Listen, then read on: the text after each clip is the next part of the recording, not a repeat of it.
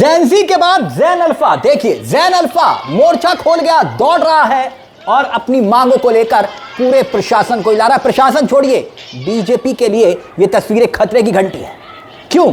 ये तस्वीरें जानते हैं कहां की है? हमीरपुर की।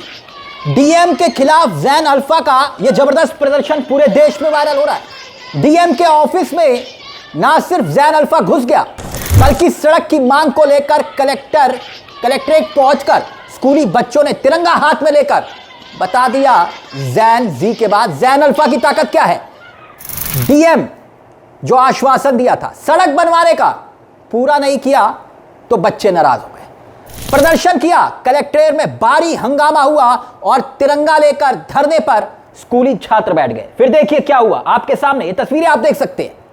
तो क्या ये तस्वीरें बीजेपी के लिए खतरे की घंटी है? अब याद कीजिए राजस्थान की तस्वीरें मैं आपको याद दिलाना चाहूंगा। राजस्थान में क्या हुआ था? जयपुर की एक तस्वीर याद करिए, सरकारी स्कूल की। जो छात्र बोल नहीं सकते, छात्रों ने खराब टॉयलेट, पानी की कमी, जर्जर बिल्डिंग को लेकर एक साइलेंट प्रोटेस्ट किया। छात्रों ने अपने साइन लैंग्वेज के जरिए पूरी सरकार, प्रशासन, देश को हिला दिया। स्कूल के प्रिंसिपल तक को हटाना पड़ा और समस्याओं के परमानेंट सॉल्यूशन के लिए एक स्पेशल कमेटी तक बनानी पड़ी। जब बोलने वालों की आवाज महीनों में नहीं सुनी गई तो सोचिए जो बोल नहीं सकते उनकी फरियाद कितनी देर में यहां पर अनसुनी की गई होगी। लेकिन यहां पर पूरे देश में जैन अल्फा ने इस वक्त हिला रखा है।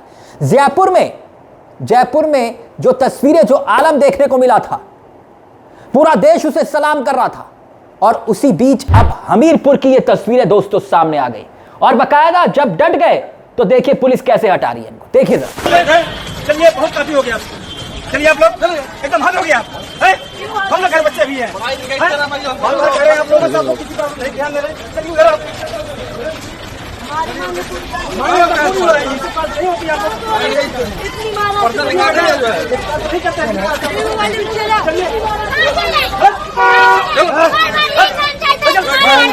चलो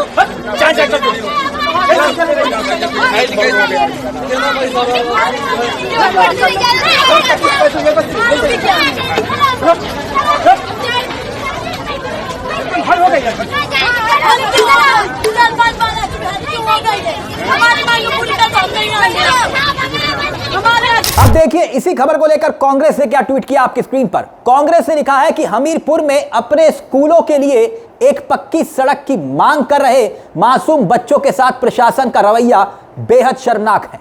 हाथ में तिरंगा लिए बच्चे दलदल और गड्ढों वाले रास्ते से निजात पाने के लिए डीएम कार्यालय पहुंचे थे। जनता के टैक्स से मोटी तनख्वाह पाने वाले अधिकारियों के पास बच्चों की तकलीफ सुनने का वक्त नहीं था। फिर भाजपा सरकार के निर्देशानुसार मासूम बच्चों की आवाज दबाने के लिए भारी पुलिस बल तैनात कर दिया गया। अपराधियों पर नकेल कसने का दावा करने वाली पुलिस डीएम दफ्तर के बाहर निहत्थे स्कूली बच्चों को डराने और धमकाने में लगी रही। हक की मांग कर रहे इन मासूमों की समस्या सुलझाने की बजाय उन्हें पुलिस के दम पर चुप कराना भाजपा सरकार के शिक्षा विरोधी चेहरे को दर्शाता है। शर्म करो भाजपा सरकार। लेकिन क्या वाकई में ये बीजेपी के लिए तस्वीरें खतरे की घंटी है? उत्तर प्रदेश में जैन जी के बाद जैन अल्फा खड़ा हो रहा है, जहां पर चंद महीनों के बाद चुनाव होने हैं। और ये वही उत्तर प्रदेश है जहां पर सांप्रदायिकता के आधार पर चुनाव होता है। और वहीं पर ही जैन जी खड़ा होकर अपनी मांगों के लिए अड़ चुका है। स्कूल, अब नए आंकड़े, मोदी जी के शासनकाल में इन 10 सालों में 10,000 सरकारी स्कूल, सरकारी प्राथमिक, उच्च प्राथमिक विद्यालय बंद हो गए। और सबसे ज्यादा गिरावट तेलंगाना, मेघालय, आंध्र प्रदेश यहां दर्ज की गई। यानी देखिए आपके सामने UDISC की रिपोर्ट कहती है कि लोकसभा में जो जानकारी दी गई 2024-25 का ही अगर सिर्फ मैं आंकड़े का जिक्र करूं तो इसमें लिखा है कि सरकारी प्राथमिक और उच्च प्राथमिक विद्यालयों की संख्या 8,89,000 से अधिक थी। लेकिन 2025-26 में घटकर 8,80,000 पहुंच गई। यानी कि सिर्फ एक साल के अंदर 9,900 सरकारी स्कूल बंद हो गए। अब सोचिए दोस्तों, जिस भारतीय जनता पार्टी के हर जिले में पार्टी मुख्यालय है, 5 स्टार पार्टी मुख्यालय, मगर देश में लगातार सरकारी स्कूलों की संख्या कम होती जा रही है, प्राइवेट स्कूल खुलते जा रहे हैं। और अब जैन अल्फा वही सवाल उठा रहा है। 10 साल का आंकड़ा नीति आयोग का, और वो आंकड़ा बताता है कि एक दशक में, इन 10 सालों में, अमृतकाल में 94,000 से ज्यादा सरकारी स्कूलों पर ताला लग गया। तो क्या मोदी जी इसके लिए भी नेहरू को जिम्मेदार मानेंगे? लेकिन यहां तो जैन अल्फा खड़ा हो गया। जैन जी तो चुप नहीं करवा पाए थे, शिक्षा मंत्री को इस्तीफा देना पड़ा था। आप देखिए जनता क्या लिख रही है आपके सामने। बहुत अच्छा, लापरवाह अधिकारियों और नेताओं के साथ ऐसा ही करना चाहिए, नहीं तो वो अपनी जिम्मेदारियों को भूलने लगते हैं। आगे देखिए, सोशल मीडिया पर एक और सोशल मीडिया हैंडलर ने लिखा कि लाल फीताशाही और राजशाही प्रवृत्ति से बाहर निकलकर जवाबदेही और खातेदारी तय करनी पड़ेगी, प्यून से लेकर पीएम तक। आगे एक और लिखते हैं कि सर 99% सरकारी और प्राइवेट स्कूलों में क्लास टाइम में जब बच्चे पढ़ाई कर रहे होते हैं तब क्लास के पंखे और पानी बंद कर दिए जाते हैं।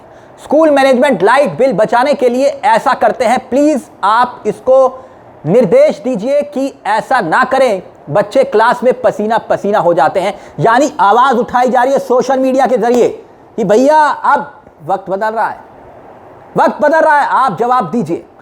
और हर जिम्मेदार अधिकारी से जवाब मांगा जा रहा है। यह क्या शुभ संकेत है? आगे देखिए, एक और जनता के ट्विटर हैंडल से लिखा गया कि भैया देश में बदलाव की उम्मीद अब सिर्फ नेताओं से नहीं रही, जैन जी और जैन अल्फा ने खुद जिम्मेदारी उठानी शुरू कर दी है।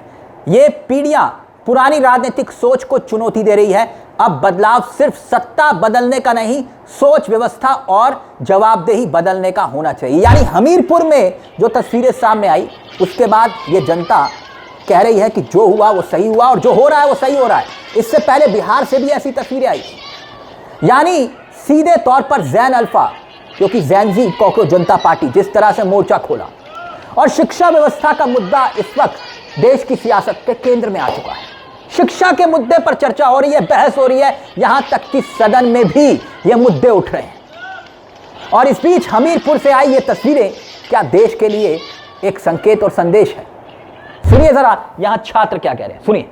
सड़क को लेकर सामना करना पड़ता है। हमारे यहाँ गांव में सड़क का निर्माण नहीं हुआ। चंदूपुर से लगा के हमीरपुर तक की सड़क बीच में कच्ची रास्ता है, जिसमें मिट्टी डलवा के डीएम सर ने ज्ञापन कहा गया था कि डीएम सर के द्वारा की रोड बनवा दिया जाएगा। लेकिन सर 1 महीने से मिट्टी डलवा दी कि मिट्टी के कारण हमारे पैर गप जाते हैं सर, गपने के कारण हम गिर भी जाते हैं, दलदल हो जाता है सर। इसकी वजह से हम विद्यालय नहीं आ पाते हैं सर। हमीरपुर और शराबी व्यक्ति हैं अटैच कर सकते हैं, जंगली जानवर सर अटैच कर सकते हैं। इसके कारण रोड बनना जरूरी है सर हमारे गांव का। सिर्फ मसला हमीरपुर का नहीं है दोस्तों, कमोवेश हर राज्य में यही हालात है, यही तस्वीर है।